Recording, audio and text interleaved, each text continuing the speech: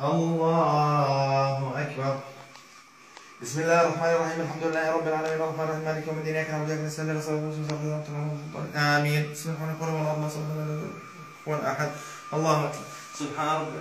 سبحان الله أكبر. الله أكبر. سبحان ربي. الله أكبر. سبحان الله. السلام عليكم. إذا وصلك هذا المقطع معناته الله سبحانه وتعالى يريد بك خيرا وبحبك وبده يعلمك. هل أنت بتصلي عشان تخلص من الصلاة ولا تصلي تقربا إلى الله؟ الصلاة السريعة ليش؟